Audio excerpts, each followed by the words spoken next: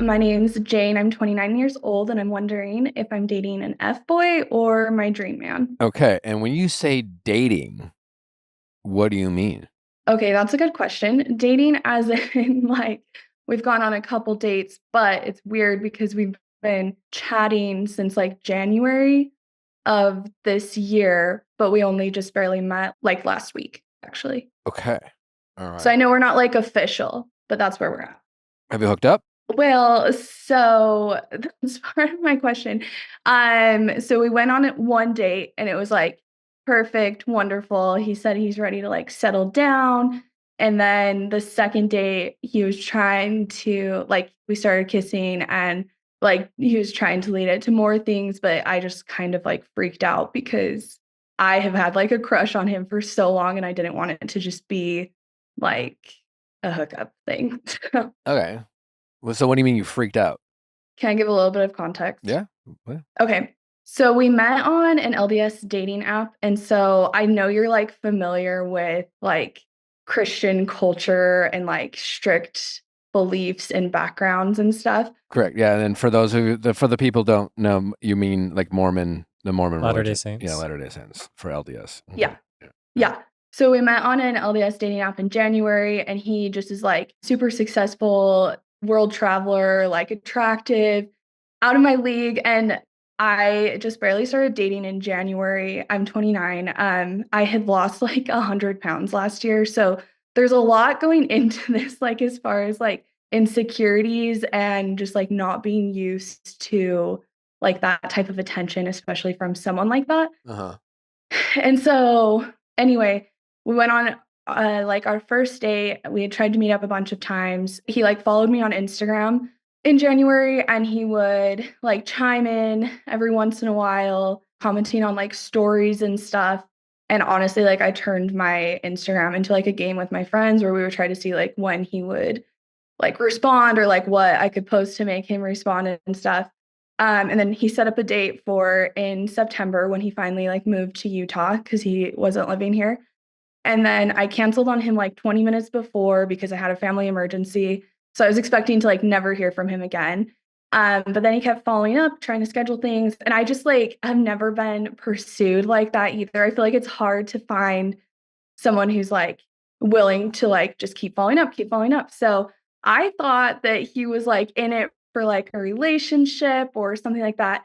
So we have our date. I was so nervous. I thought he was going to like hate me or think I was like catfishing him or something because he's seriously like so attractive, so successful, all the things, all the check boxes. But it was just like so natural. Like the moment I saw him, it sounds so cheesy, but I just was just super stoked because felt like we had a connection. He drops me off and he texts me within like 5 minutes of me walking in the door, which also like I didn't even have time to like wonder if he was interested. I was just super stoked again. The next day he asked me to do something, but I didn't want to like come off as desperate. I think I've been playing too many games maybe. And so I was like, I'm busy tonight. So then he asked me out for Sunday, which was the next night, and he had just bought a house. So he's like, do you want to come see my new house? And so I was like, sure. So I go to his house and he gives me the house tour and then started kissing and then like escalating things. And then I just being the awkward person that I am, I just was like not, I don't know, like I couldn't like get into it because I just like felt so insecure and it just like felt like a dream and it was just so much buildup and all this stuff. And so he just kept making so many comments about like, you're obviously not attracted to me. And I was like, no, I am. And I was like, you must not like the way I kiss or something because you keep making these comments about how I'm not attracted to you. And then he was pointing Wait. to Who's making his like comments? Wait. Who's speaking to who here? okay, so he was telling me, he was like, you're not into this. And he was like, you're not into me, you're not attracted to me, Okay, yeah. saying things like that. Did he say why he felt that way? Because I wasn't like physically, Because you didn't want to hook up. yeah, and I didn't. I asked him, I was like, do you want me to like moan your name or something? Like, what are you expecting from me right now? And I was telling him like I need like an emotional connection before I'm ready to like I don't know, like it just felt like a lot for like So the wait, did second you time say to ever that to meeting him? him. Hey, I'm just like, I need an emotional connection before I get physical with someone. You did say that. Yeah, I said that like 3 times. You 3 times. What was his response Yeah, to all 3 times? he just would be like, because I would say, I just need an emotional connection, blah, blah, blah. Then he would like kiss me again. And then he would be like, you're obviously not attracted to me. And then this is when I said, like, well, maybe you're not attracted to me. Maybe you don't like the way I kiss or like the way I do things. And then he said, like, no, obviously, I think you're so hot. I'm attracted to you. I'm this. And then this is like where it's TMI, but he like kept pointing to his boner and it's like, obviously. Like, I'm attracted to you. This is a good sign. This is weird. I don't know. Anyway, How old is he? he's 39. Okay. I would have believed you. With the way you're describing, I thought you were going to say 25. Yeah. And have you heard from him since? So, he told me to text him when I got home, and so I did, and I was like, made it home. I like sent him a list because I'm a weird person, but I was like, one, made it home safe. Two, your new home is like so lovely. And then three, I was like, I had a really great time with you, contrary to what you think. And then he responded and he was like, thanks so much for coming. Great to see you. And then he said, if you say so, with like a winky face or something. And so I just said, like, haha. I don't know. That was it. And Sure. then the next day he didn't text me. Then the day after that, well, no, the next day he had like posted on his Instagram story that he was having this like big house party. He's pretty much like the Great Gatsby in our city. I feel like that's why I'm so intimidated by him. And I'm like, I don't even know if I like him or if it's just like, I just am so flattered by like the attention he has given me like since January. Mm-hmm. And so he posted about this big party that he's having. And then the next day he messaged me on Instagram, which was weird because for like so long we had just been communicating on Instagram. But then like when he took me out, we started texting, right? And then so he messaged me on Instagram like the Tuesday after and was like, hey, how are you? And then he sent me like a screenshot of the invite to his party. And then he said, come to my party, smiley face. And so I, being the toxic human that I am, said, I have plans Friday. I don't think I'll be able to come, but like, I'm doing well. How are you? So we chatted for a second. And then he said, okay, well, come if you can. And so, anyway, my friend and I ended up going, and there were a ton of people. You ended up And going. yes, What was your excuse to him? I didn't tell him that I was going. I just showed up. But because I knew there were going to be so many people, Okay. Did he not notice that you were there? he ended up seeing me and he came up to me and like when he saw me, he looked really excited. And so I was like, okay, this is great.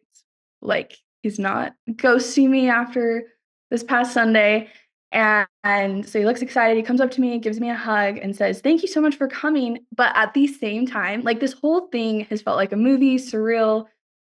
Um, then at the same time, this like super beautiful woman comes up to him, grabs his arm, pulls him away, and then they were chatting for like 2 or 3 minutes. And so my friend and I like kind of stood in that same area, but like moved a little bit because I was like, maybe he'll come back and say something, but then he never did. But then we just left. So I was there for maybe 12 minutes.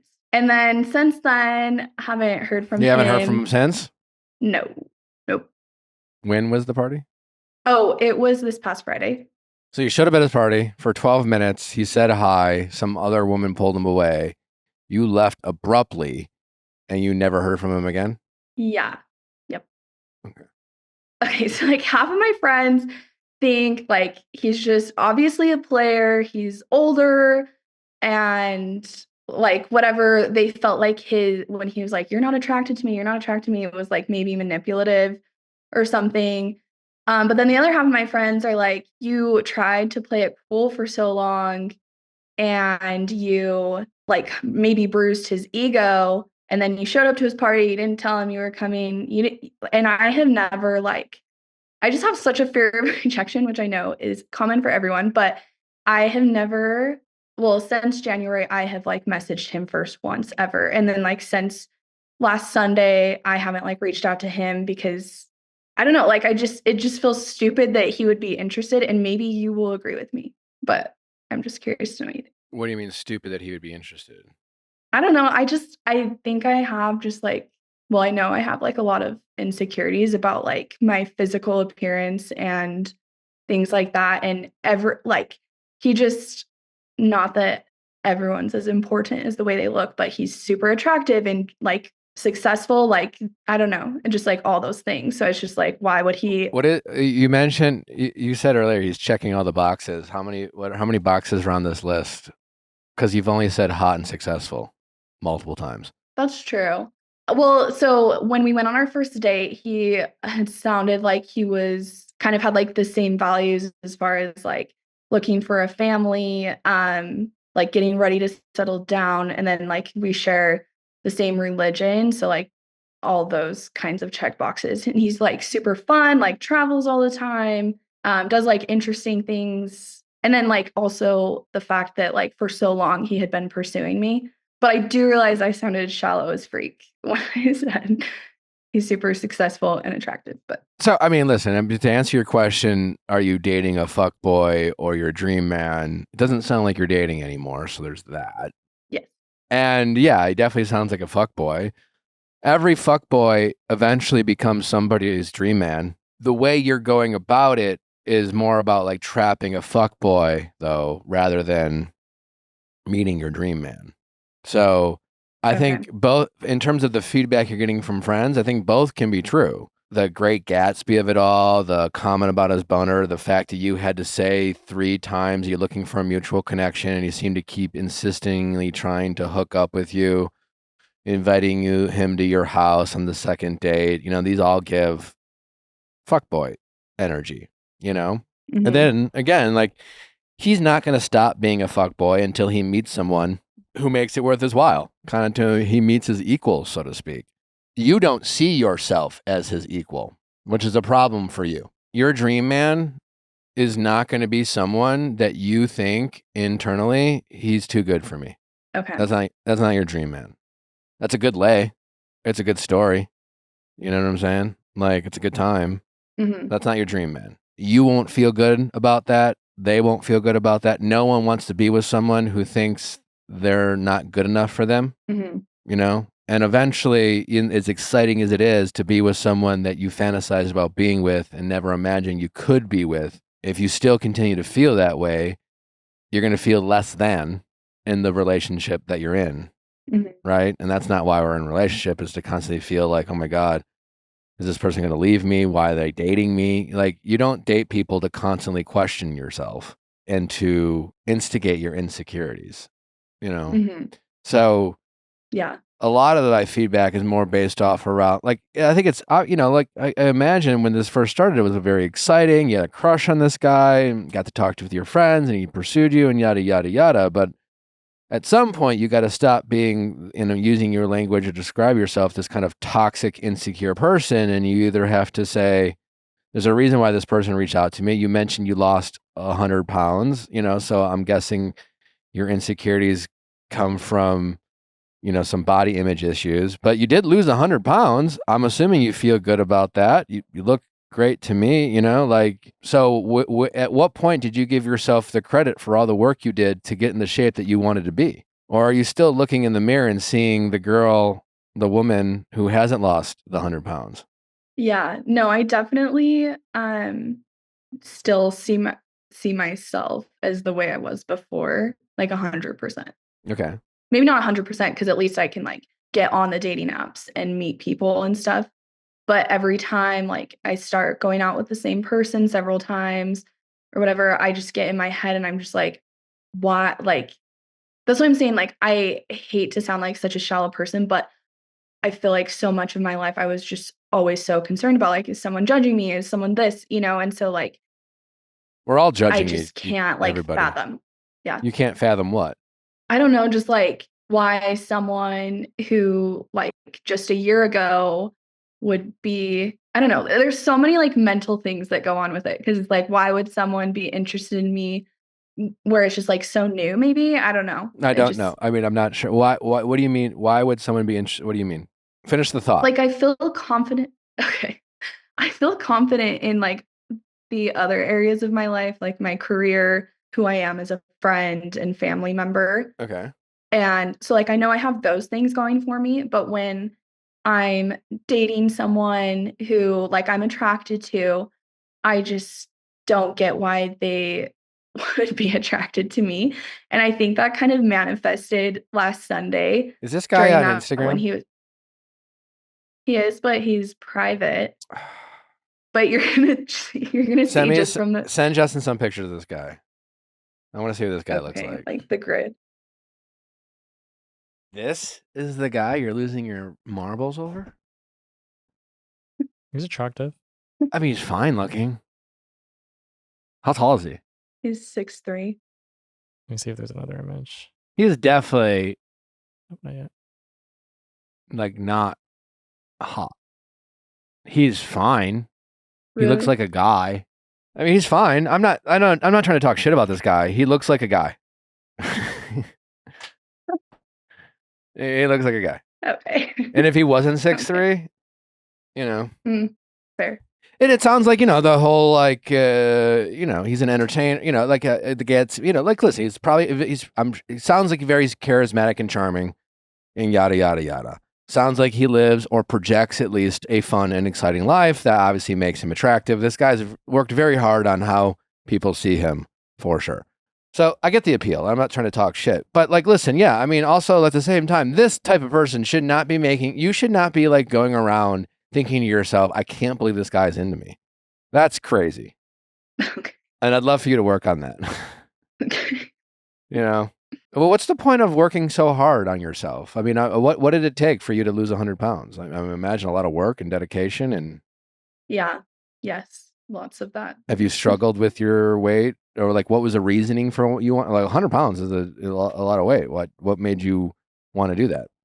Yeah. Well, I mean, I'm not like making excuses or anything, but like I've had like PCOS and like thyroid issues. So I Okay. like Sure, found no, I understand that. That's like a good it's not an excuse. It's good a very valid reason.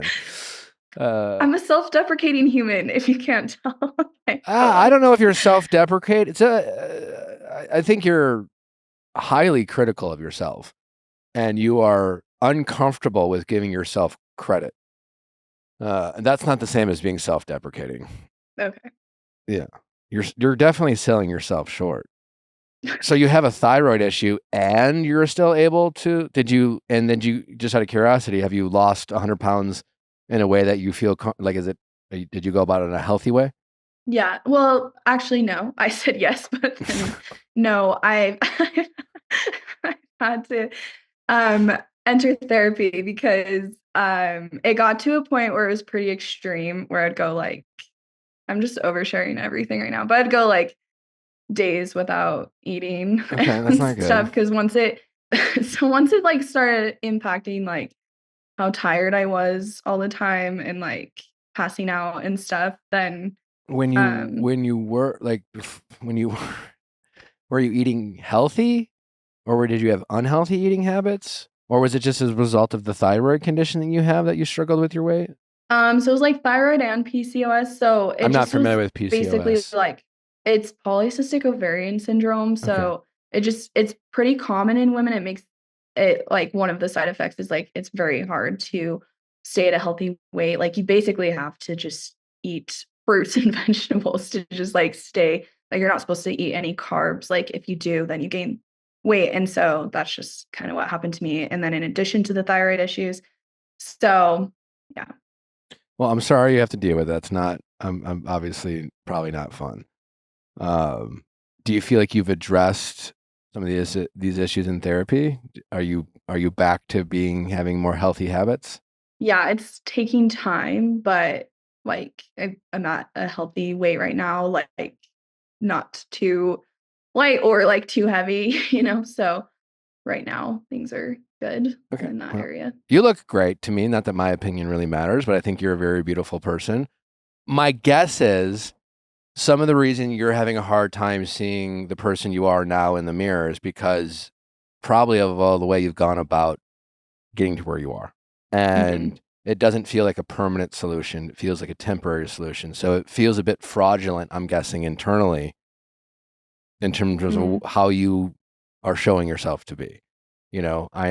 I'm guessing you might have concerns about gaining some of that weight back, given the conditions you have to deal with, and given how your approach to lose some of this weight has been, by your own admission, been unhealthy. So I'm guessing that's where some of that comes from. Yeah, Um, that'd be fair. do you feel like therapy's been beneficial in this area? Yeah, definitely. Yes, Okay. for sure. Do you feel like you have these health conditions under control now? Yeah. Okay. Yeah, I feel like it's been long enough. Like it's been like a year of like maintaining, and so like I don't know, I have enough like control issues that I don't think I'll let it slip up again. But as of now, so as today stands, you feel like you have some fairly healthy eating habits. You're okay. Okay, that's good. All right. Well, so yeah, I mean, listen, I think emotionally you're very vulnerable. Mentally, you're very vulnerable right now. And so I think you need to protect that, and you need to protect yourself from being triggered, giving your vulnerability, right? You got to protect yourself from the people who make you feel less than. Part of that responsibility is yours, like it's like that's not this guy's fault for the way you see yourself around him, per se. But you have to challenge yourself to work on your internal dialogue. What do you want with this guy? I don't know. I listen to your podcast all the time. I always joke that like I should have been like a missionary or something with the amount of people I've gotten to like in on this podcast, I I appreciate don't know. that. Yeah. But point of me saying that is like you talk about like ego and stuff. And so and I don't know him well enough to know if I like him. I love that honesty. That's good honesty. That's probably the truth, right? Yeah. And that's what I was trying to tell him, like, when things were happening that day. I said to him, like, several times, I was like, "I only met you twice. I'm just not, like I have no judgment toward anyone who is like that, but I'm just not that girl. I can't be, like, I'm too shy. I'm too like, I need, like, that trust and foundation before, like, too much can happen physically." I want you to be able to say that out loud without feeling like you're apologizing at the same time.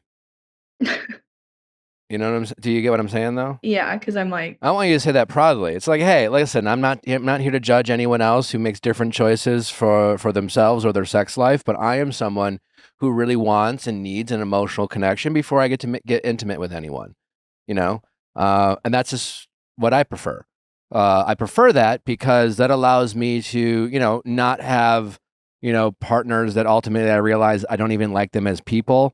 I get in my head after, I emotionally connect with men that I don't even know after I hook up with them. It's created a lot of unnecessarily emotional distress for me. I've learned as a younger person. And so I've just decided for myself that, like, at 29 years old, like, that's what I need.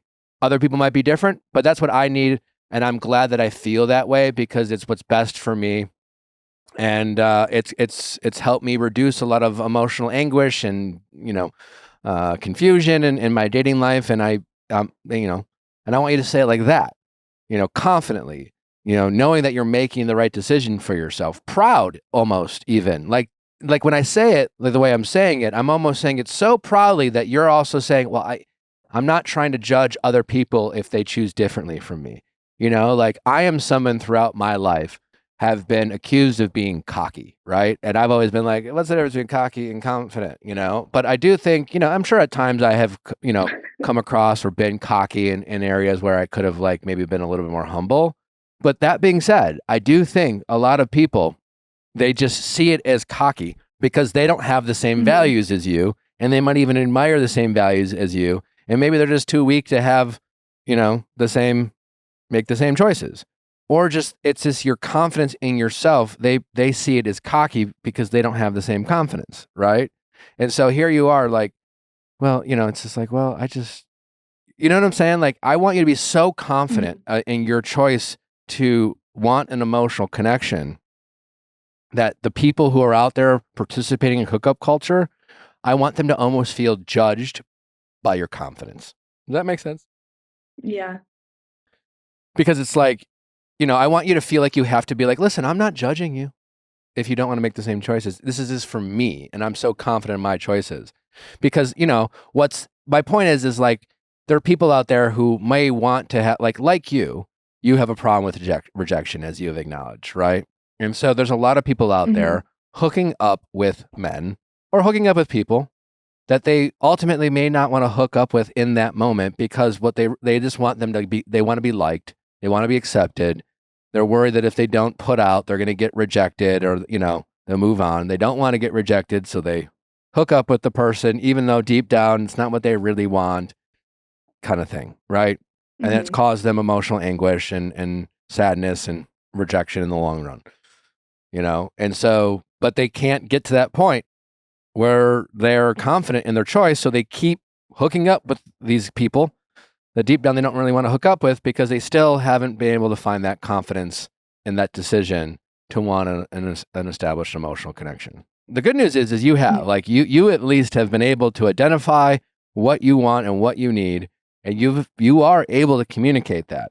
I want you to go a step further and be confident in that choice, And so when you say it, I don't want you to sound like you're apologizing.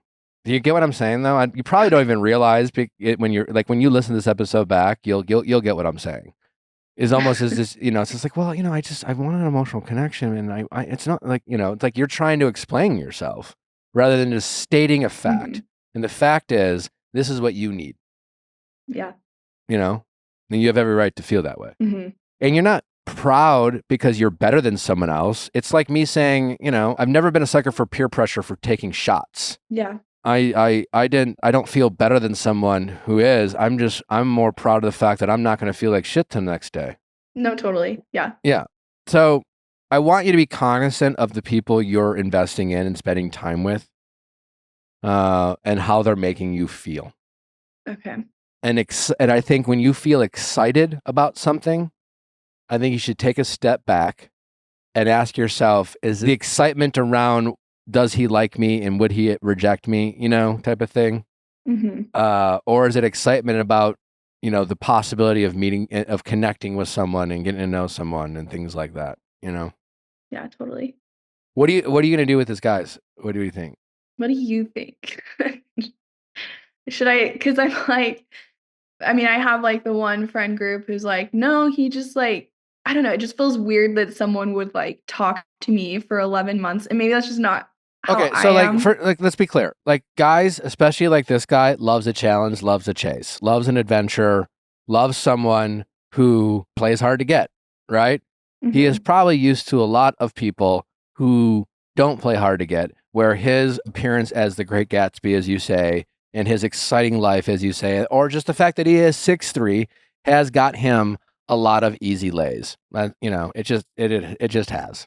And so for a guy who's probably used to getting a lot of easy lays, loves it when it's not easy, loves a challenge. And you, with your game playing, have provided that challenge. Listen, we all play games, but you have to also be in control. And it's like you're playing games, but you're not in control. It's almost as if you kind of guessed right, accidentally.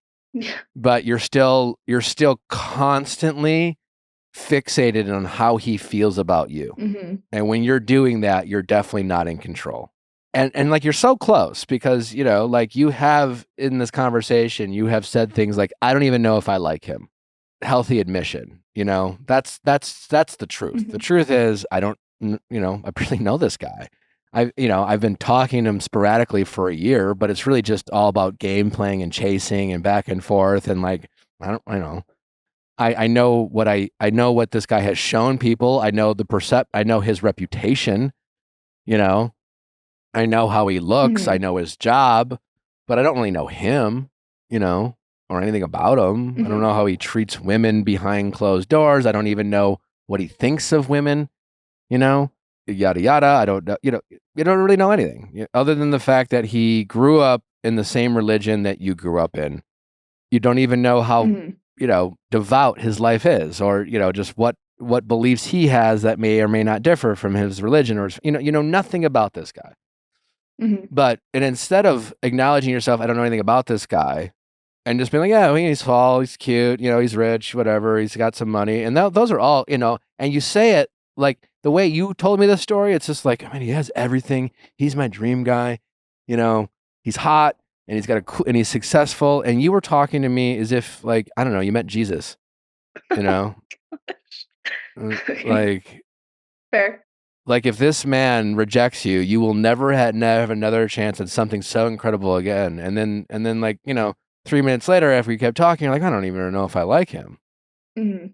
But you were so caught up in the fantasy of you were caught up in the pursuit of this guy.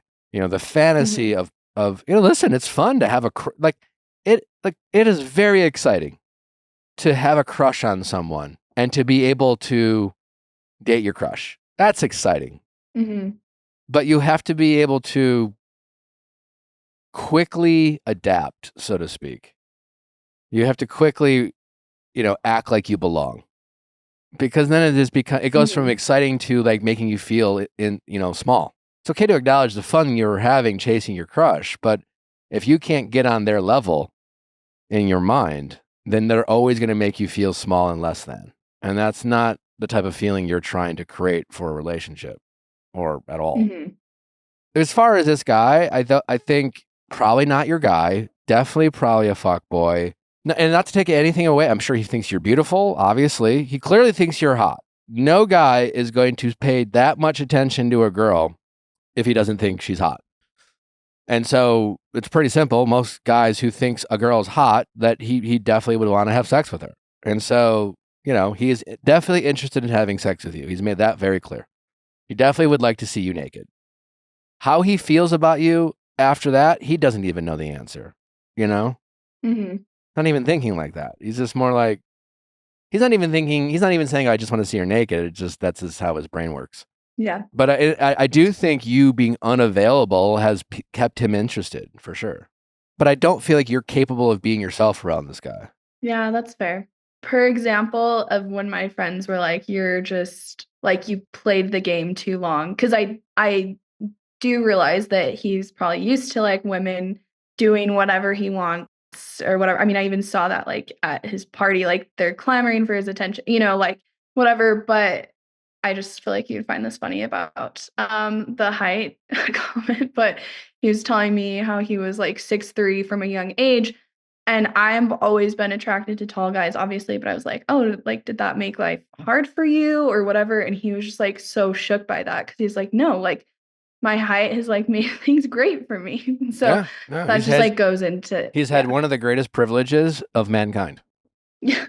Yeah. I'm being serious. And the fact that he's been tall his whole life means that he's always been confident. People have always treated him a little differently. His peers, he's always felt Mhm. superior. He has more confidence than he deserves to have. I guarantee it, right? Which means deep down this man has some insecurities.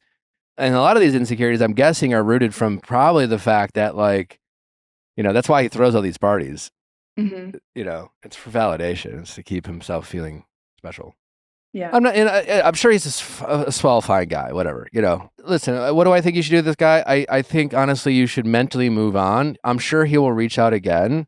If he says, hey, would you like to go on? Just stop playing games with him. That's my advice with this guy. If Okay. he asks you out, just be like, hey, I think it's a huge red flag. You had to tell this guy multiple times that you're looking for an emotional connection, and he kept trying to hook up with you. Okay. That tells me, one, he's not necessarily all that listening and respecting you. And two, it really tells me he really just wants to see you naked. Okay. And I will say, like, I don't know how far he wanted to take things. I don't know. I don't know. He would have had sex with But you. yes. Yes. Okay. But I think it's just like safe to assume. I mean, what would it make you feel better if you just wanted a blowjob? Like what? Like I don't. Does it really matter? I don't know. It doesn't matter. I don't know. But I guess, there was some, if you go out with them, you could just be honest with them. Hey, listen, man, to be honest, I've always kind of had a crush on you. I think you're a really attractive guy, but, I also just kind of think you're a bit of a fuckboy.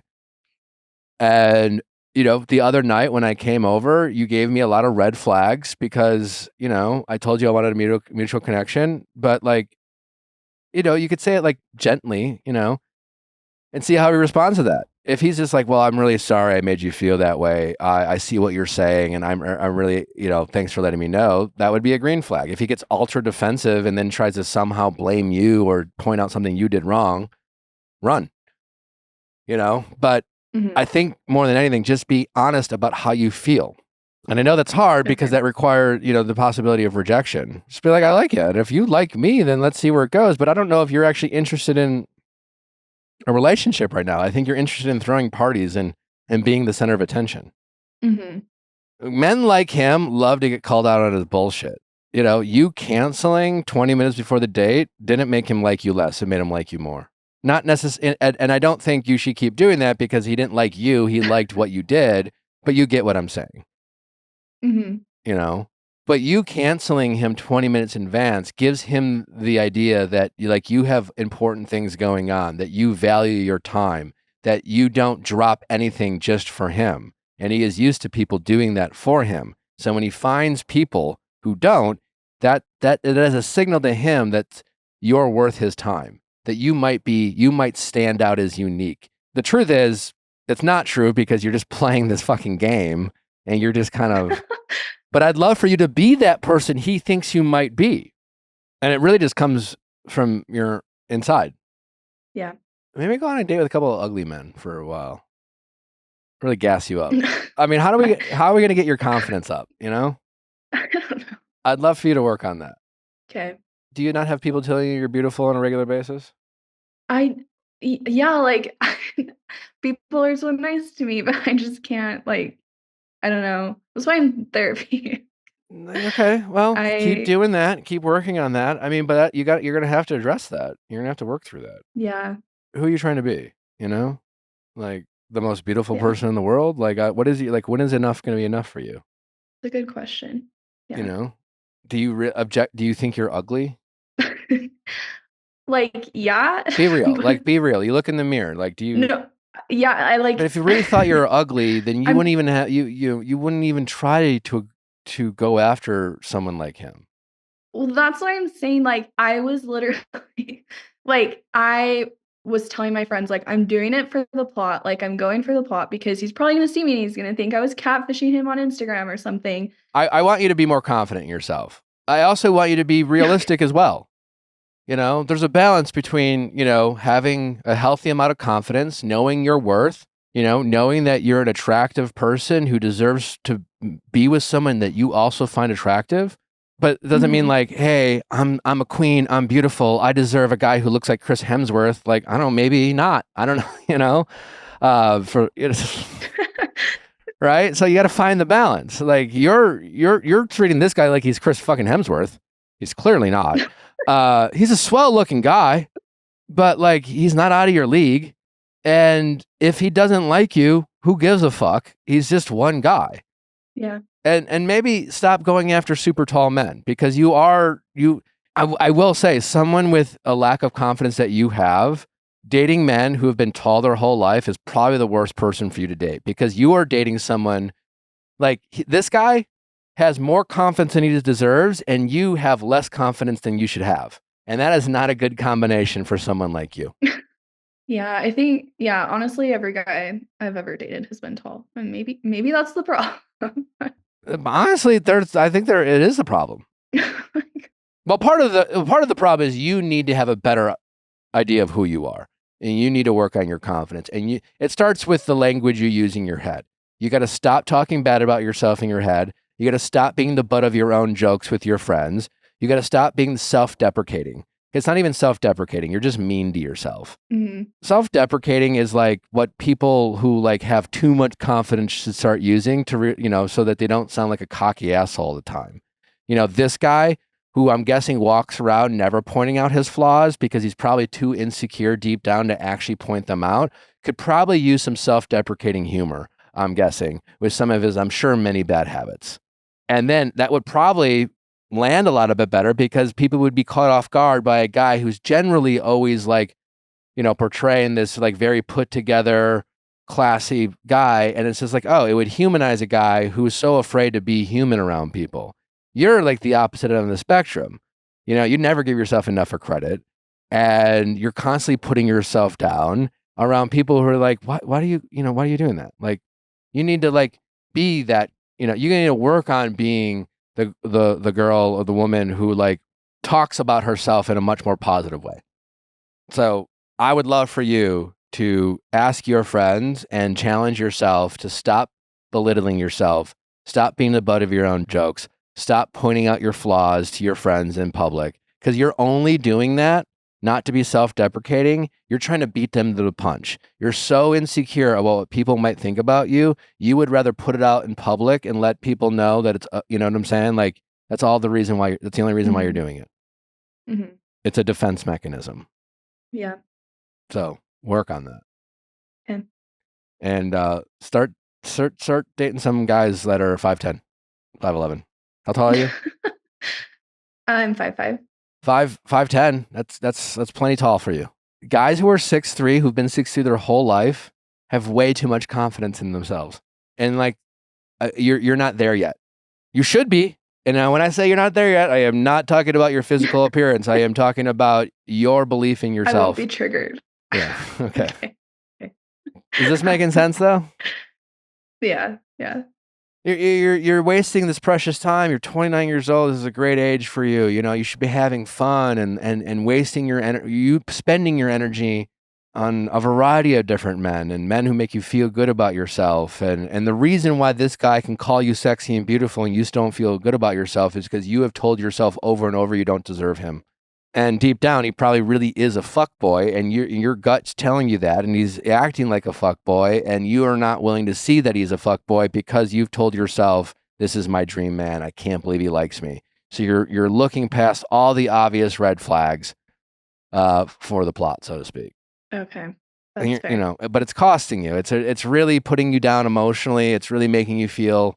It's setting yourself up for disappointment. Okay. Yeah. Okay. I mean, you're way too good looking to feel this way about yourself. You're way too kind. Thank you. No one's ever called me too kind in my life. I've never been too kind. It's not in my nature. So I'm just keeping it real, you know. Again, I'm not saying you can get any man you want. You can't. No one can. You know. Right. But you can get someone you deserve and makes you feel good about yourself and appreciates you and doesn't play games. And when you say, I don't really know you yet, I feel more comfortable with someone I want to build a connection with, they'll respect you for it. Yeah, they still may be like, oh, well, okay. Well, I definitely want to see you naked, but I get it. You know, they're not going to want to make you feel bad. They're not going to want to ignore it. They're not going to point to their boner is the validation you should be thankful for receiving when you ask if you're even attracted to me. Like, come on. You know what I'm saying? Like, this isn't your guy. Mm-hmm. You know? Okay. He wanted his boner to make you feel beautiful. I mean, come on. My sister was like, you have to specifically say that because she's like, I want to know what he thinks about that. She's like, that is weird. It's super weird. Okay. But that's what you get from a guy who's been 6'3" his whole life. Yeah. Anyways, we got to go. Hopefully this was helpful. Yes. Keep investing in therapy. Keep those healthy habits going. Work on how you see yourself. Put yourself in positions and ask yourself, why do I like you being triggered, you feeling the spark, you feeling excitement are all possible triggers. They're also possible red flags of actually making you feel worse about yourself. Mm-hmm. You know, you love the validation, we all do, but like, just be mindful of that, and try dating men under 6 foot for a minute. Okay. I'm serious. Okay. I thank think you so much. I think your future man is under 6 foot. He's between 5'10" and 6 foot. Shoot. Okay. Is that so terrible? You're 5'5". No, it's not. It's not so terrible. Natalie's 5. I'm 4 inches taller than Natalie. I'm 6'2". Okay. So I think you're right. Okay. I think it'll go a long way. But you have to stop. You also have to stop chasing men because they drive fast cars or they have money. Okay. Because that's fair. That doesn't, in the long run, that doesn't make you feel good about yourself. It makes you feel worse. Okay. I needed this. Stop trying to be someone's arm candy and try to be someone's partner. Okay. All right. Wow. Okay. All Thank right. you. Really quick, can I just say very grateful for the show, the book, the team. Love all. Thank you very much. Thank you. Thanks for advocating for the show and getting people to listen.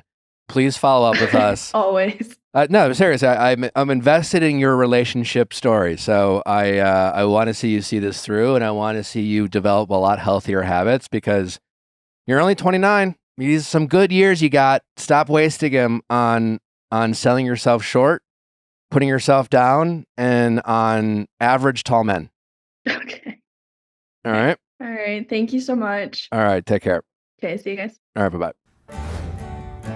Finding the perfect gift can be pretty overwhelming. You always want to make sure that you're giving gifts that people actually want. Quince is the perfect spot for timeless gifts made from premium materials. Quince offers luxury clothing, home goods, and accessories at more affordable prices by cutting out the middleman. With options like their cashmere sweater or leather jacket, you'll stay cozy. Quince really has some incredible pieces. Shopping on Quince has really been a game changer for me and Natalie, mostly just because of the prices and the variety. Great material, things that last. As we always say with Quince, my iconic Mongolian cashmere sweater is a must-have for your closet. It's been one for mine. Their super soft fleece sweatpants, a major upgrade for lounging, in their Italian wool tailor coat will keep you warm and stylish all winter long. Quince only works with factories that use safe, ethical, and responsible manufacturing practices, along with premium fabrics and finishes. So be sure, if you haven't, to check out Quince, whether for your this holiday shopping season or for yourself to upgrade those wardrobes. Quince has what you're looking for. Luxuriating coziness without the luxury price tags. Go to quince.com/VIALL for 365-day returns plus free shipping on your order. That's Quince, QUINCE.com/VIALL to get free shipping and 365-day returns. Quince.com/VIALL. For a gift that's always on time and lasts a lifetime, you can't do better than Masterclass. Masterclass is an online learning platform that offers video courses taught by world-renowned experts. I mean, the best of the best. We're talking Martin Scorsese, ever heard of him? Tony Hawk, ever heard of him? Whether you're learning how to negotiate from former FBI agents like Chris Voss, or like I did, taking a film masterclass by the icon that is Martin Scorsese. It's incredible, the people on there teaching you whatever it is, what do you want to learn photography? I mean, honestly, you want to learn anything, chances are Masterclass has an incredible class for you to learn from world-renowned experts. And the classes really are fun. 88% of members feel like Masterclass made a positive impact on their life. You really feel like you're immersed in the classroom, I think was my biggest takeaway. You can do it on your time. It's a great way to kill time. It's much better than scrolling on the internet and less doom scrolling, or just, when you're ever wondering, well, I don't know what to watch, maybe take a class, learn something, feel like you're in a community. And pick up a new hobby. I mean, it's really, if you're looking for ways to invest in yourself, Masterclass is a great way of doing that. Plus, no risks. Every membership comes with a 30-day money-back guarantee. Imagine what you can learn in 30 days, and but check it out. You have literally no risks. No reason not to sign up. Give your loved ones a year of learning with Masterclass. Masterclass always has great offers during the holiday season, sometimes up to as much as 50% off. That's half off. Head over to masterclass.com/Nick, N-I-C-K, for the current offer. That's up to 50% off at masterclass.com/Nick, masterclass.com/Nick. How's it going?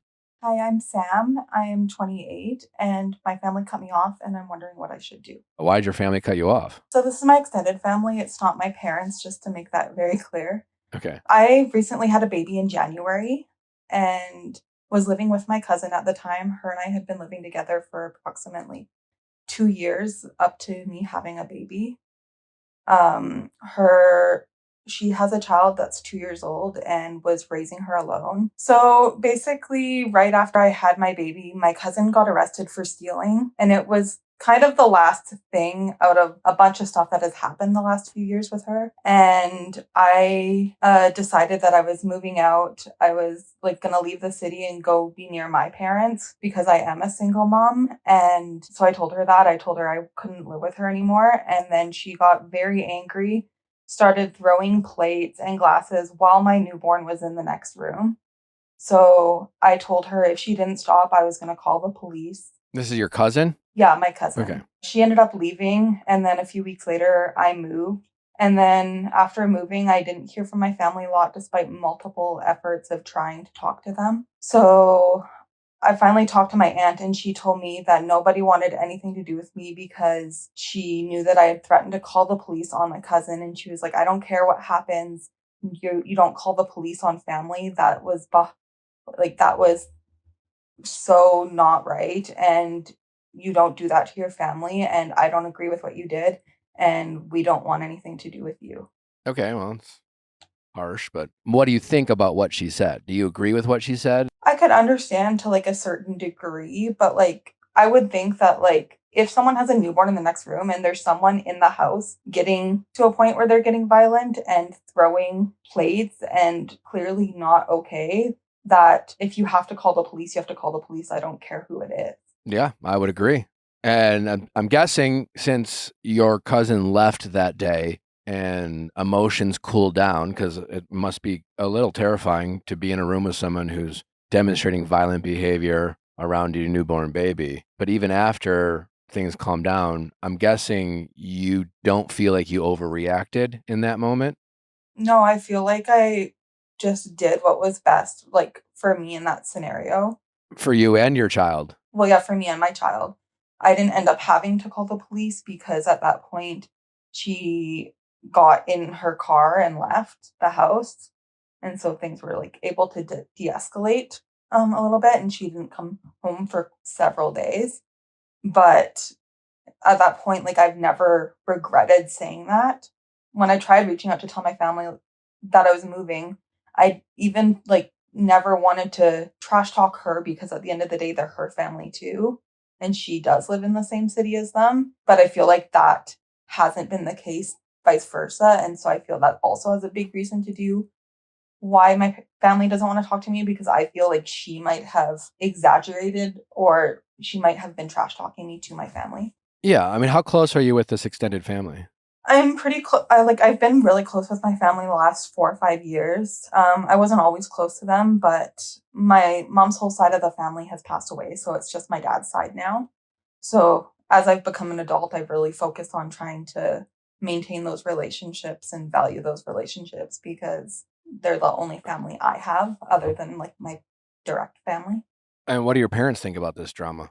My mom, the minute I called her to tell her what happened, like 5 minutes later, was like the first one who told me like if I wanted to move closer to them, she'd help me move. She said I could stay with them while I tried to find a place. Like she was on board with me getting out of that situation. And it's your dad's side of the family that this is going on with, correct? Yeah. So what did your dad think? My dad is the only member of my family that I'm not very close with. He's struggled with substance abuse problems, so I haven't talked to my dad in several years. Okay. So it's just like his parents and like my grandparents that I've been close with and talked to. It sounds like your dad's side of the family is a little messy in general. Definitely a little messy. Yeah. It's been a very like tumultuous like relationship with them for several years. But like I said, as an adult, after losing my grandparents on my other side of the family, I really tried to maintain a healthy relationship. Where is your dad now? Do you know?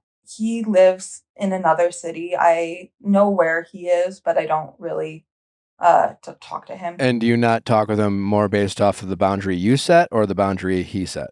Off the boundary I set. I haven't talked to him in a couple of years. After finding out I was pregnant and everything, I told him that unless he were to stop drinking and stop doing drugs, I didn't want to have a relationship with him. Okay. All right. And you do know if he's stopped? The last time I heard, he got arrested for dealing drugs, so no. Okay. I can't help but wonder if this desire to have a relationship, with his side of the family not only stems from the loss of the family members you have on your mom's side of the family, but in a way to try to make up from the fact that you don't have a relationship with your father. I mean, I think that's a big part of it. Like, I think that sometimes being close to his family, like, I'm able to somewhat hear how he's doing because obviously he's still my dad and I still worry. Yeah. Yeah. I think it's obviously the fact, especially now that you're our mom, it's very, your priority is you and your child above all things. So I think it seems like it makes a lot of sense that you set that boundary with your dad. But is there a way to still have a relationship with him at a distance without, I could see why maybe like keeping this, having this guy around you from a physical standpoint, no bueno, not good. But even if you guys were to communicate via letter or text messages or even a phone call here or there, and you can still very much disagree with how your dad is going about his life and the choices he's making, and you could still be there for him. I'm just saying it's possible. Now, at the same time, I do think it's really important that you do protect yourself and your child. So I think keeping a level of distance makes a lot of sense. And maybe I'm misspeaking, because I don't know maybe much about the relationship, but is that possible? Because I keep hearing this, like at the end of the day, like you said, he still is your dad. You still care about him. You still worry about him. I get why you distance yourself because you felt like you had to do that and you had no other choice. But is there more of a compromise that would allow you to have some kind of relationship with your father, even though it's not the one you want? So, like, even in the past few years leading up to me getting pregnant, although I didn't see him, I tried having a relationship with him where I text with him or talk to him on the phone. And then that turned into him constantly calling me like 12 to 14 times at like 3 o'clock in the morning, super drunk. A few times he called me and like he would tell me that he was going to kill himself and Okay. Yeah, tough. because he was so drugged up or drunk that he was just like not in the right mind. And so like that was another big reason why when I got pregnant, I like cut that off because I had a rough pregnancy, so I wasn't in a good place mentally already. And then having to deal with that, like it was just that makes sense. That makes sense. Yeah, I mean, listen, I think all I can really offer you is basically permission to accept your aunt and your cousin's choice and not let them weaponize your desire to have a connection with that side of the family, so much so that you start making concessions for what's best for you and your child, right? And the good news is I'm not hearing you regretting it. It's like you did the right thing. You put your child and you first. You did what you had to do to get your cousin who was being violent. And, who knows what could have happened. And there's a reason why you didn't even threaten to call the police. You reluctantly stated that you would be willing to call the police if she continued to scare you. But more than anything, I think you just have to accept their decision. And I think you can feel sad about it and confident that you made the right decision. I guess what I'm saying is if I were you, that's what I would do. I'm not saying I'm right. I'm not saying I don't know if I'm giving you the answer you wanted or hope for. It's just like I can't give you a solution that's going to mend the fences with these people because it sounds like these people are not open to being reasonable, right? And if your aunt wants to simply side with your cousin because it's her daughter without considering, what was going on and who your cousin was putting at risk, maybe your cousin's the way that she is because quite honestly, mom always made excuses for her behavior.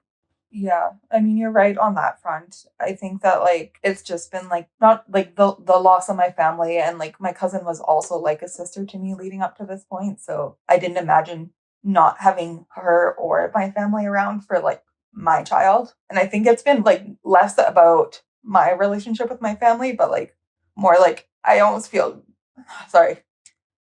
guilty that my son doesn't have a lot of family. Let that guilt go. You will create the family that you and your child deserves. And time does heal wounds. Hopefully your cousin figures her shit out, but she was wrong. We don't even have to debate that. You're even willing to forgive her, but that was an unsafe situation she put your child in. She deserves to be held accountable for that. And as far as the future of your kid, that's a long way, you will bring in people into your life. And I commend you for wanting to have family connections, but it's got to be the right family, I would be more concerned with you around surrounding your child with healthy people, mentally healthy people who are good role models, people who can set a good example, whether they're blood relatives or their family through long friendships, that they're like family, just like your cousin was like a sister. You can have a friend that's like a sister too. You know what I'm saying? You can have healthy people in your child's life. And if I were you, I would focus more on that. I just would. Your child will be super appreciative of the fact that you put him first above all things. That's what your child needs, is your love, which you're giving it to them. And you will make sure that your child has family members and friends and other people in their lives. You will make that happen. I think you would do yourself a favor by thinking about what you do have and how little it might feel. Your relationship with your mom, You know, a lot of people out there don't have that, right? I don't know how old grandma is or what her health is, but let you know. And does your mom side of the family, does she have and is it just your mom that's left? It's just my mom. She has I have a great aunt, but my great aunt has dementia, so we go and see her, but she doesn't really know who we are.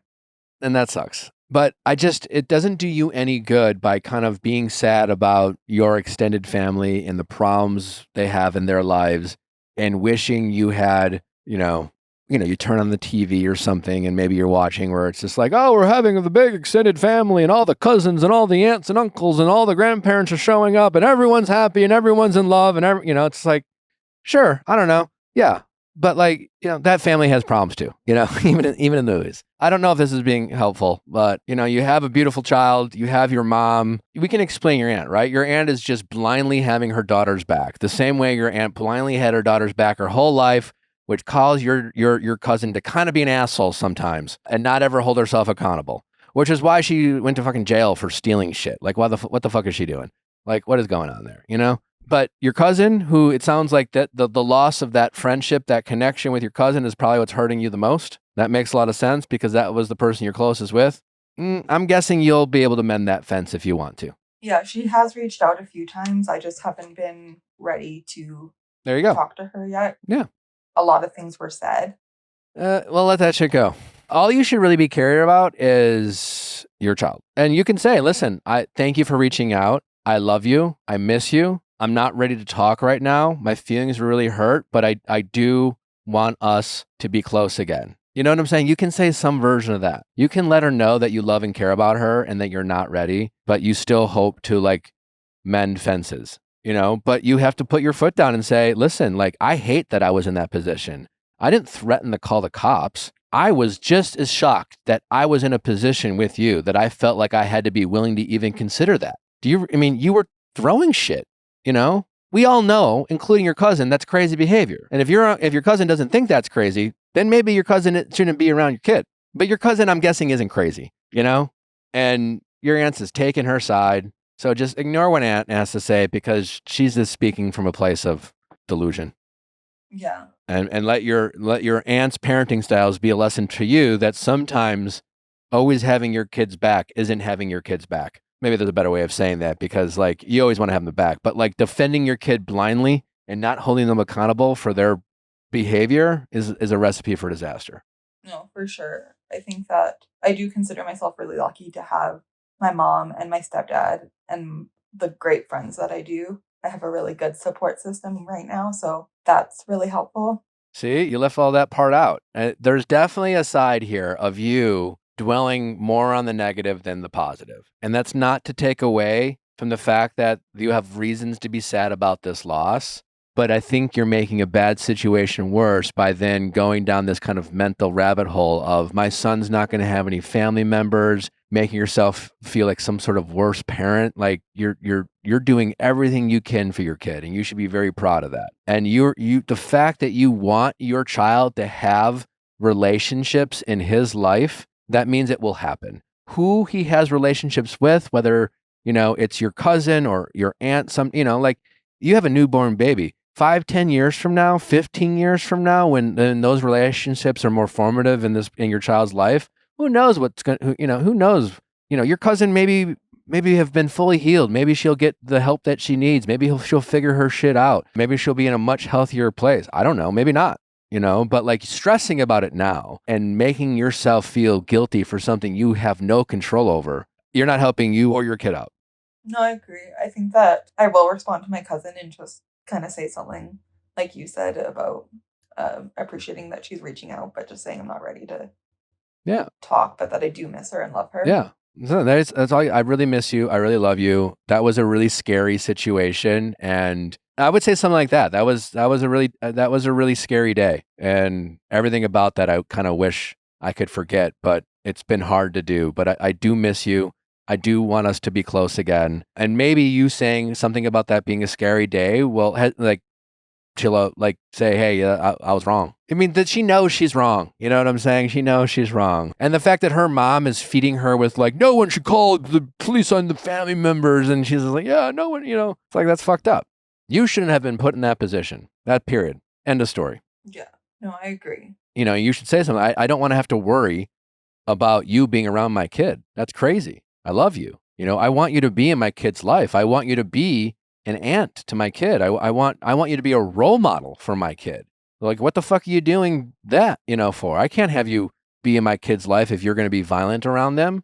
So you're breaking my heart. Yeah, in the beginning, it was like a thing that I was just freshly postpartum, and that my hormones took over. That's like what my aunt was saying. But obviously, like you said, she's just blindly defending Yeah, I mean, my cousin. again, you didn't threaten to call the cops. She put you in a position to have to consider it. Yeah. Also, you didn't call the cops, so there's that too. No, it would have taken a lot for me to do it. So the fact that your aunts even be like, no one's ever, like, first of all, I didn't. So, like, shut the fuck up. And family members make threats all the time with each other. So, like, you're telling me I can't even threaten my cousin to call the cops when she was literally throwing shit. She was doing something. I was threatening something. Like, honestly, I wouldn't even entertain your aunt, and I would just ignore her if she wants to keep, you know, speaking nonsense. And as far as your cousin goes, just let her know when you're ready. Yeah, I will do that. Thank you. And just, you know, your aunt she's just being a bully. This is your dad's sister? Yeah. Who, like, I don't think she's ever, like, I think that she's had a lot of problems with me in general, because she also doesn't agree with the fact that I don't talk to my dad. They kind of also, like, his whole family also blindly defends him and tries to state that he's not an alcoholic or a drug addict. So there you go. I empathize with your desire to maintain a relationship with this side of the family, but now that you have a kid, you need to strongly consider, you know, is this healthy for you and your kid? And maybe your cousin, but if your aunt is projecting, you know, like it sounds very toxic, this family, and you no longer have the emotional bandwidth to worry about mending fences with these people who have no interest in checking themselves or dealing in reality. And I would just be very careful how much energy you invest in this family that's taking away energy that you could be investing in your son, in your mom, and people like that who don't have this track record. Yeah, I agree. And don't let their actions make you feel guilty about the choices they're forcing you to make. Yeah, I agree. I think that I just need to focus more on the positive aspects of my relationships in life. Yeah, because it sounds like you do have some, you know, plenty actually. You know, you have a good support system, as you said. You got friends that you love and care about, and love and care about you. You got your mom, you got your stepdad, you got your son. Well, there's a lot there. No, for sure. I'm really thankful for everything I do have, and I need to focus more on them. Yeah, I mean, sounds like dad's kind of fucked you up a little bit. I understand. And then you got this family, and you're clearly trying to have these relationships. They're not making it easy for you, and it's been too draining for you. Yeah, I think it's definitely been like draining. I've recently, in the last like month and a half, started therapy because I've never really done therapy before. Well, good for you. That's awesome. Decided that maybe it's time to. That's amazing. Work out this stuff. What I've learned talking to you is like, you know, I've talked to a lot of people who go into therapy, and what I've learned talking to a lot of people who say they're in therapy is like, sometimes they don't really know why they're in therapy other than like, you know, and honestly, when I signed up for therapy, I was like, I should, you know, I talk about therapy, I should try therapy. But if you're going to keep going to therapy, you should have reasons you're going in, you know, you shouldn't always go in to talk. And after talking to you, I'm hearing maybe setting healthy boundaries with family members, and more importantly, feeling good about the boundaries you're setting and not feeling shame from it, especially when you're forced to set those boundaries. You can be sad to having me put in a position to set a boundary you didn't want to set, but you shouldn't be feeling shame about it. And you're feeling a lot of shame from having to set some of these healthy boundaries. And that's something I'd love for you to work on with your therapist. Yeah, I'll definitely bring that up in my next session next week. Okay. Because like, there's a difference between sad and feeling shame, and you're feeling way too much shame. Yeah, I think it's like shame mixed with like pressure. Like, I'm a single mom, so. Well, shame and pressure are kind of aligned, right? You know, like when I felt shame when I was like a horny teenage boy, you know, kissing girls and doing things that my parents told me I was going to burn in hell for. I definitely felt pressure to do the right thing, and then felt shame when I gave in, or what, you know what I'm saying? When I did the wrong thing. So pressure and shame are very much connected. You know, we feel pressured into doing quote unquote the right thing, and then we feel shame when we don't do what we think, what we've been told, or we internalize as what the right thing is. Yeah. No, You're doing the right thing, which is to set these difficult boundaries with people you would prefer to have a relationship with, but they're making it very difficult to do so. And instead of feeling good about the boundary you set because you know it's what's best for you and your child, and then also feeling sad because like, hey, I'm sad because obviously I love these people, you're feeling instead shame, which is like, am I doing the right thing? Did I do it wrong? Should I have not said that? Should I have not threatened to call the cops? Am I the asshole kind of thing? And you shouldn't be questioning, am I the asshole, basically, for doing something that you know is deep down healthy and right. And I think that, relationship with your father and the guilt that you might feel are all things that I would love for you to work on with your therapist because, that's what a therapist is for, to help you work through those kind of toxic internal thoughts that we all have. Yeah, for sure. All right. I'm really glad I started therapy and definitely. Yeah, I am too. That's amazing. And again, pat yourself on the back for that. Give yourself credit. You're making some really good decisions, and I want you to feel good about those decisions instead of feeling sad about them or getting in your head and questioning how good you are as a mother or what you're taking away from your son because you're unwilling to have unhealthy relationships with unhealthy people. Like your son is going to be grateful that you distance himself from unhealthy people. Family may be family, but sometimes family doesn't belong around the people that we need to protect. Yeah, for sure. Well, thank you very much. All right. Well, keep us posted. We'd love an update on how things are going with motherhood and your cousin. But I'm willing to guess if the door will always be open if you're willing to keep it open. There's a good chance you're one of the healthiest people your cousin has in her life. She's not going to throw that away that easily. Yeah, I'll for sure keep you updated. All right. My son's only 1 day older than River, so. Oh yeah.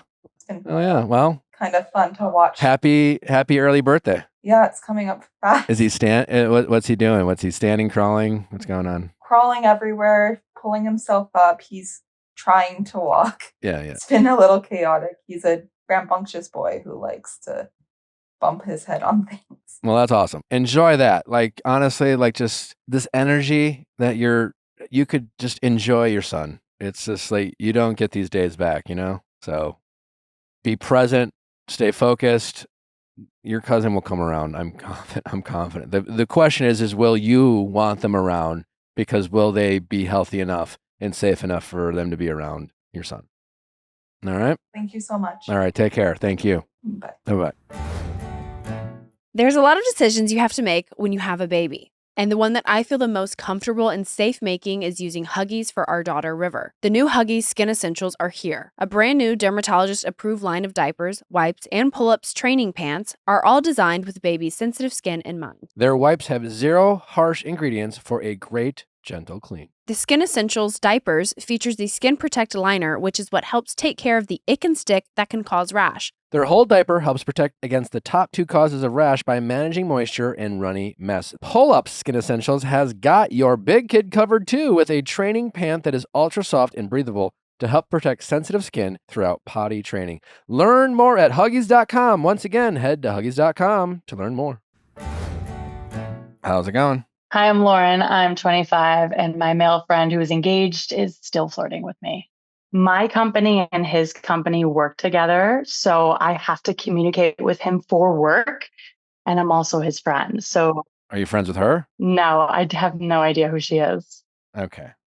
Well, yeah. There you go. Why don't you know there who she go. is? Yeah. Why don't you? Do you have feelings for this friend? No. Yeah. Yes. No. Well, I did. You did. Well, I kind of do, I should say. You do. You kind of do. I think he kind of does too. Oh. Okay. Well. Yeah. Why do you think that? Well, there's a backstory here. Are you ready for this? All right. Tell me the backstory. All right. So last summer, I'm fresh out of a relationship that was very serious. He's fresh out of a relationship. We've known each other for about a year now. And we go out for drinks. We share a really passionate kiss. He said some pretty intimate things about me, to me, what he wants to do to me. I was like, wait a second. I was like, drinking? There's vibes between us. Yes. Okay. And there's some alcohol involved. And he said some sexual things like, "Oh, you're so hot. I want to blah blah blah blah blah blah blah." What? Exactly. What did he say? You already know. What did he say? Say it. Say it out loud. Say it out loud. We want to hear. Things he wanted to do, as in like. Say the exact words that you remember specifically, so the audience can go. Ah! He said something along the lines about how his tongue works very well, and he would want to go down on me and do that. Okay. And better than he was very confident too, mind you, Nick. He was like, I think I can definitely beat all the other guys that have done that to you. Okay. And then what'd you say in response? Obviously, I'm like blushing at this point, right? And I mean, a little blurry, right? Because we were drinking, but I don't forget, that feeling. I was like, wait a second. I'm like, definitely down to do something. But he was saying these things, didn't want to do anything in that moment. So I was like, all right. You didn't, or he Seems like we didn't? might need to put we didn't. We didn't do anything besides kiss. And that was it. Why? Well, we were in the middle of a street making out on the side of my car. Okay, but like neither of you was like, should we go back to my place or? I kind of hinted at that, and he was like, no, we got work tomorrow. And I was like, oh, all right. I'm like, I'm assuming we're going to put a pin in this then. Yeah. Or until next time. And then, but there was no next time? There was no next time. And that's where it gets really complicated and confusing.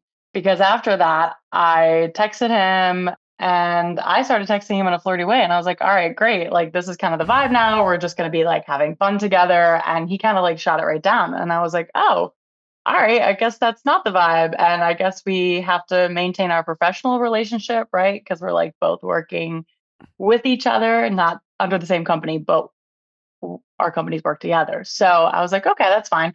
Then he starts getting very flirty with me. Months go on, that flirtationship is there. It's strong. So I'm at the point of, okay, this guy is interested, but not interested enough to make a move. And me and my friends are kind of like, all right, we're kind of getting over this. Like, love that he's saying flirty things to me, but he's not acting on it. And it's getting kind of old. And he would text me, where are you at night? And what are you doing? And like sexual innuendos. And I'm like, all right, not sure what we're doing here with this. A couple months later, after that kiss, I was messaging with his friend. Friend invites me down to the bar with him and his friend. And his friend goes to the bathroom. He looks at me and he goes, I just want to let you know, I'm so sorry, but I've been leading you on these past several months. And I was like, this came out of nowhere. And he goes, yeah, there's actually a girl in the picture. We just started dating. Wait, your friend told you said, this. okay. His friend went to the bathroom, and then your friend said, I've been leading you on. Yes. Okay. Yes. So said that. And I looked at him, I said, okay. I was like, so you're going to tell me all this sexual tension that we have, we're just going to throw it in the back alleyway and know that it's there and it remains there, but we're never going to act on it or do anything or try anything. He goes, nope. But he goes, I really respect and value you. And like, you're such a good friend and I just want to keep you around. That was I was like, all right, bet. But that was your response? You weren't angry? With the sexual tension? Yeah. Oh, of course I was pissed. I was livid. In that moment, I was kind of it felt like a slap in the face. I was like, what are we doing here? I'm like, how are you going to leave me on for so many months? And I said this to him, I said, how are you going to leave me on for so many months? And then all of a sudden drop this bomb on me. Like, where was your head at? But you were more focused on preserving the sexual tension and not wasting the sexual tension than asking him why he chose to lead you on. I mean, I got to that. Yeah. Fine. I guess if you got to it, but like, your immediate response was more about, it was your ego. You were more worried that the sexual tension wasn't as real to him as it was to you. And that made you feel silly and stupid. And so you were trying to protect the sexual tension, so to speak, and making sure that it was as real as you hoped it would be. And so you felt embarrassment instead of feeling anger. Like, it sounds like you eventually got to anger, maybe. Yeah. But yeah, I'm guessing you weren't as angry. Well, I know you weren't as angry as you should have been, because this motherfucker still felt confident enough to say that he still values you and wants to keep you around. Right. And I'm guessing you didn't say, absolutely not. Like, why? No. Right? You didn't. And that's I didn't. Yeah, you said, oh, okay, okay, sure. Yeah, well, I was just kind of like, I'm just kind of like, what the F? Like, what are we doing here? Why would you kind of do this? I love the what the F part. The what are we doing here? I don't Yeah. know. That's not that what are we you know what you're doing. You thought you were flirting with someone who was flirting back with you. You were doing the normal Right. thing. You have no reason to question what you were doing. I don't know why there's a we in this question. There's a what the fuck were you thinking? Don't say you respect me if you are so willing to lead me on and just get off on like seeing if you could. And there's the breadcrumbing. It's like almost benefiting his ego of knowing that he has that Yeah, but connection, but he's like, well, I'm not going to do anything. let's focus less on buzzy words like breadcrumbing, and let's focus on why you let this happen.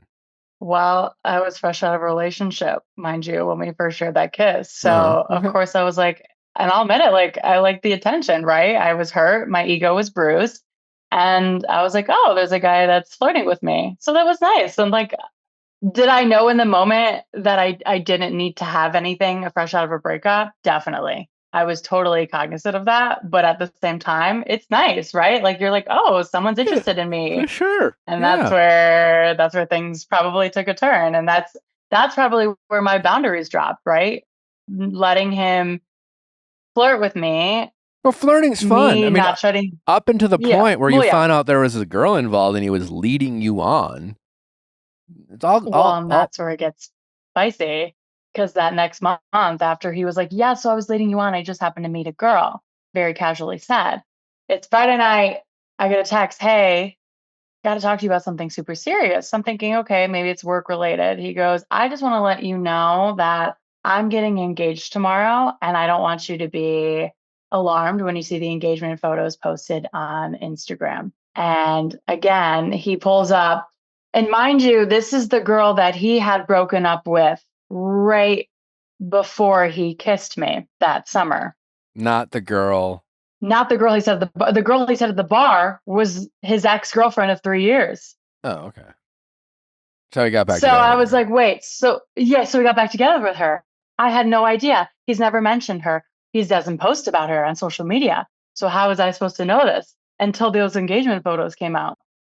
So he sends me this long text of like, I just want to same messaging. I just want to let you know I value you. I appreciate you. I respect you. You're such a badass. Like, I still want to keep you in my life. I've talked about you in therapy. Like, you're just, a part of my journey. But I'm getting back together with this girl, and we really tried working things out. So somewhere in between the kiss we shared and his engagement, he bought a ring for this girl, and I had absolutely no idea. And He's still flirting with me. you're and letting we are it. months into his engagement. Yeah, but like, Right. if you were her, how would you feel about you? Oh, I'd be pissed because I've been cheated on before. So why are you doing what you're doing? I still have to communicate with this guy for work. So I can't not speak to him and just cut him off. Okay, well, that's not what's, you're not the victim here.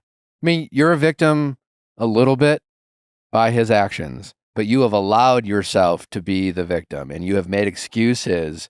You've allowed his behavior and his treatment towards you allow you to make choices that I'm guessing you wouldn't be proud of. And you're making choices that if this other person found out about you would hurt her. And you are justifying those choices based off of all the things he's doing wrong.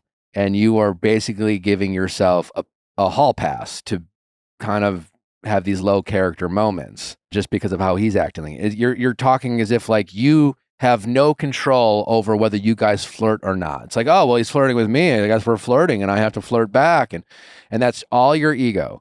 Again, the same person who was more worried about preserving the flirting than how this guy treated you was your first reaction. You allowed your ego to step in and dictate your actions. And you're still allowing your ego to step in and dictate your actions. And it is not giving a shit about your character or your heart. And now you are in this very toxic, very messy situation.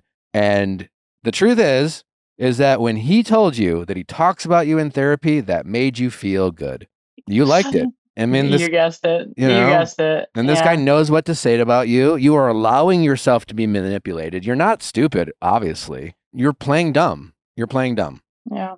I think it's like the attention factor too. Like, it's nice to have that attention on you, but Right. Like the other side of me is like, what the fuck am I doing? Like this is ridiculous. I mean, yeah, And how am I allowing this? So I guess my thing is like, how do I put up these boundaries? Because quite frankly, like this guy he's not my husband. He's gonna be someone else's husband. And like, I don't want this. Right. But it's like, how do I put up those why do boundaries you say then? like a question? I don't know. You tell me. Come on. How do you think? If your life depended on it, like what would you? Yeah, like if your life depended on it, how would you stop the flirting from happening? Like you said, you can't control his actions. You have no control over what he does. You have a job to do. Sounds like there's some minor inconveniences as it relates to like how you have to interact with this person. That has nothing to do with how you two interact, communicate, and whatever inappropriateness that's going on in this relationship. How do you stop that? Let him know that this is wrong, can't happen. Obviously, he has a whole other relationship that he needs to focus on, a whole future that he needs to focus on. Okay. And I mean, that's the start, but I don't think you need to let him know it's wrong. You're two adults. You both know. And honestly, you saying it's wrong is only going to like you're both going to get off on it. You can just tell him what you are going to do, or more specifically, not do. You don't need his permission. This isn't a negotiation. You could just stop. You could stop reacting. You could pull him aside and say, this has gone on long enough. You're getting engaged. Let's keep it professional. We're not friends, so like act accordingly. And please stop reaching out to me outside of work. Like this has gone on long enough.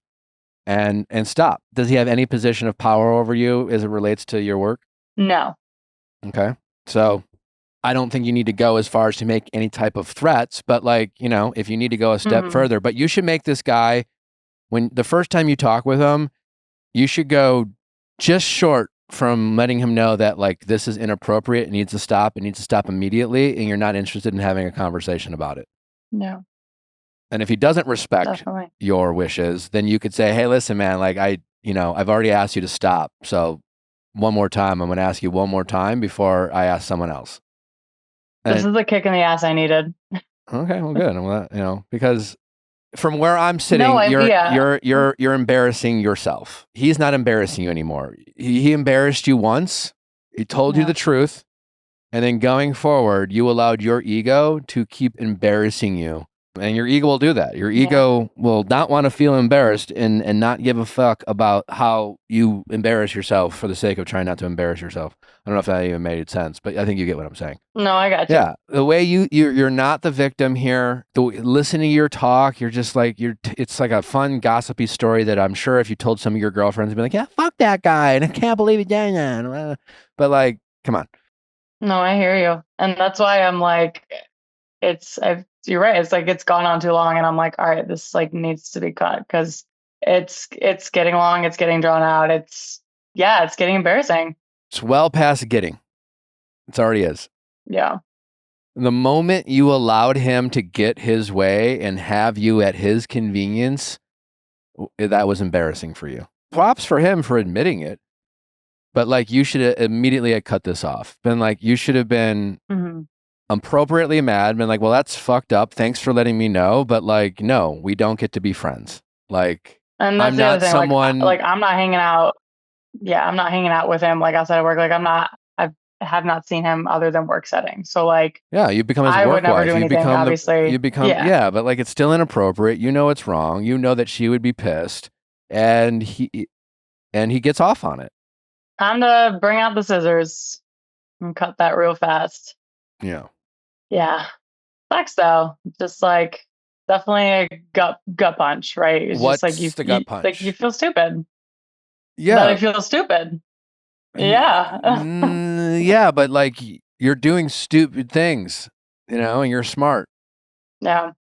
I don't know. That's like, yeah, I think that's the tough part. It was right. It's like the ego's coming into play here. And if I put that aside, the cognitive side of me is like, what the fuck are we doing here? Like, be real. There's no we. Like, yeah. Well, I don't mean we as in me and him. I said we as in me, all the thought processes going on here. Yeah. Yeah. It's needs to wrap up. How long has this been going on? Couple months. Yeah, we'll shut it down. Thankfully, that's only been a couple months. And get this narrative. He's not breadcrumbing you. He's just using you. Yeah. Which is not a good feeling. No, but you're letting it happen. It's kind of your fault. Right. He made it pretty clear, actually. And you were like, okay. Mm-hmm. And I allowed that boundary to get crossed, and then for other boundaries to get crossed. So, yeah. Makes sense. Well, you know, Thanks you're for human. kicking the ass. No problem. I needed it. All right. No, that's why I'm here. Yeah. Yeah. So just put a stop to it. You don't need to like threaten him to tell his girlfriend or fiance. That's his problem. He's not gonna. He's not gonna marry. He's not gonna marry this girl. By the way, I think you should do some exploring into why you got caught up in this mess. Because the more you talk about this, the more it's like, what the fuck were you doing? And you're way too invested in this guy. And even after I tell you to cut this off, and even if you actually listen to my advice, you're gonna have a hard time doing it, and you're gonna still be thinking about him in the relationship because that's his human nature. And you should ask yourself why. Well, actually, I wouldn't ask yourself why. Are you in therapy? I was just gonna say I'm gonna tell my therapist on Friday. So, what have you been talking to your therapist about this at all? Period. I haven't really, because there's other trauma going on in life, and that's life. What do you else you got going on? Oh, you know, life.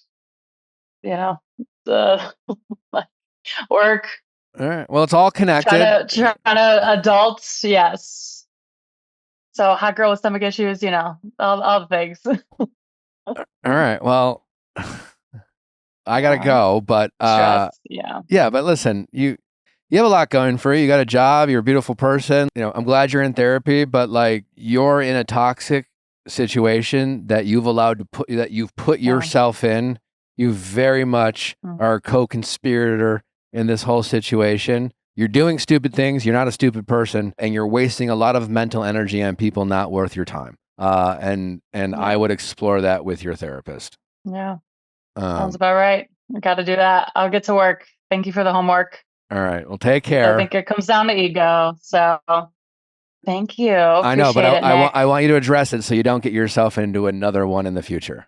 No, I completely agree, because I know my values and my worth. I know what I want. And this is none of that. It's the complete opposite. So it's like, you're right. I think there is some soul searching to do here of why am I letting something like this happen when I know it's wrong? Yeah. Okay. Yeah. All right. So. All right. Good luck. Cut it off. Thank you. Yeah. No, seriously, you have inspired me. Like, this is the kick in the ass I needed, because like you said, like, of course, all the girlies are like, oh my God, like, that's horrible. But like hearing you say this, like a male perspective, is like kind of the nail in the coffin here. You are allowing him to embarrass you. Yeah. It's not a good feeling. And it's all around bad vibes. So. All right. Put a stop to it. Yeah. And just when you do it, this is not a good negotiation. You should do this over text, by the way. Just send a text. Oh, get it over with. 100%. And reread your text before you send it. You're not negotiating. You're not asking him. There's no we. You are done with this. You would like him to stop. Period. Yeah. All right. Yeah. Okay. I'm on it. Seriously, I'm on it. Thank you. Good luck. I appreciate you guys. All right. Bye-bye. Thank you. Bye.